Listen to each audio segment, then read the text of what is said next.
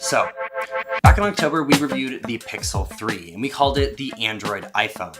And that's because Google no longer wants Android to be a nerd brand anymore. They want it to be something that can be really well used by everyone, and that is a premium experience. And with the Pixel 1 through 3, they nailed the premium experience. All three of those phones were exceptional devices that had an amazing ecosystem. But you know where they messed up? It's not the physical quality of a phone that gets people locked into ecosystems. It's the experience. And how are people actually going to try the Pixel experience unless they can get it in their hands? Well, this is the Pixel 3a, and it's Google's play for actually getting the Pixel experience in everybody's hands.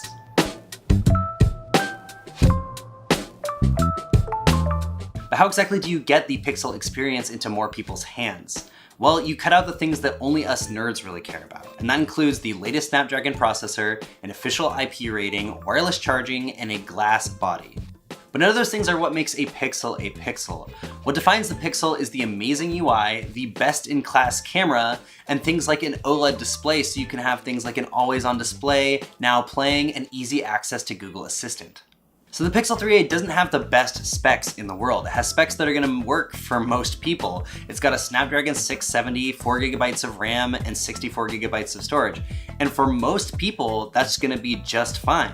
Now I do have to say that 4GB of RAM wasn't really enough for the Pixel 3, and it's not really going to be enough for the Pixel 3a either, but I couldn't exactly see Google adding more RAM to a cheaper phone.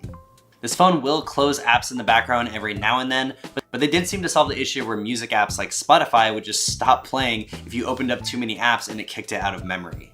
Now the good thing is the Pixel UI is really lightweight. It's Google's vision for stock Android, and that means it's got a really good integration with all of Google's core apps. It's not gonna have any third-party apps unless you consider Google a third-party company, and it's really nice to get a phone where you really get to dictate everything that goes on your device. And just like the Pixel 3, the cameras are best in class. Seriously, I don't know how they were able to get the Pixel 3 cameras in this phone when it's $400, but they did. Now the image quality is only slightly worse than the Pixel 3, but I don't think the average person is actually going to be able to tell a difference. The camera is still miles better than pretty much every other Android phone on the market right now, and most people consider it to be better than the iPhone 2.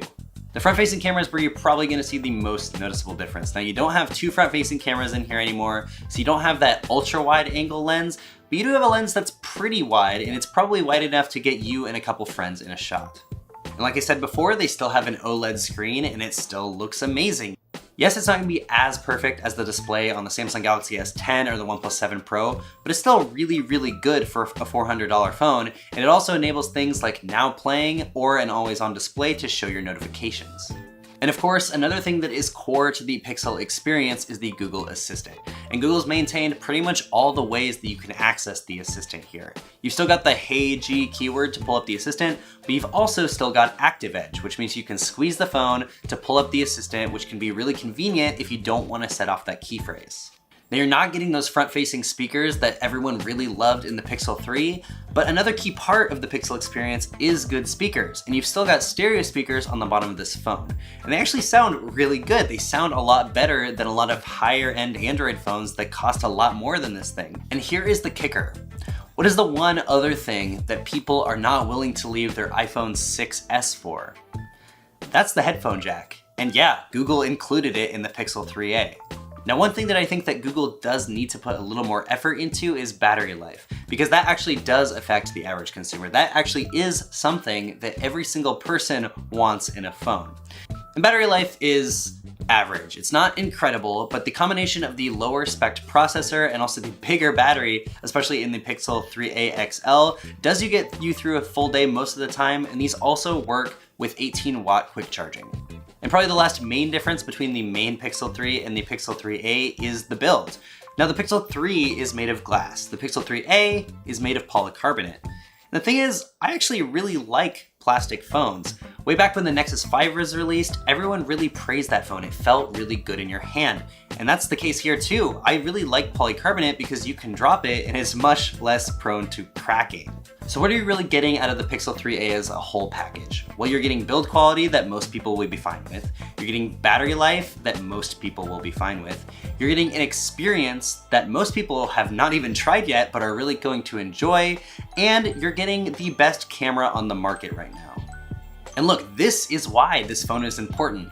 Google doesn't need to make premium phones. They need to get people to actually try their ecosystem. People aren't going to just switch ecosystems willy-nilly because when you're moving from an iPhone, you're not just moving OEMs, you're moving entire ecosystems. So how much is Google asking for the Pixel experience?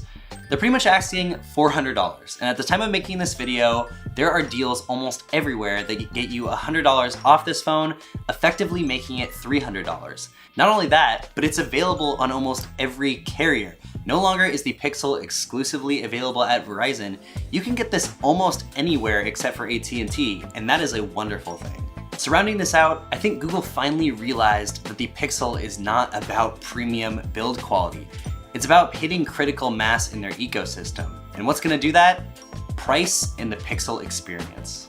So that's been it, guys. I understand that this review was not too technical, but we do have a full written review that has a ton of specifications. We got a ton of sample photos and a ton of pictures of this phone. If you wanna go check it out, head over to androidauthority.com and make sure you stay tuned to our YouTube channel. We're gonna have a whole lot more information from the premium sector to the low-end sector to everything in between. And I will catch you in the next video.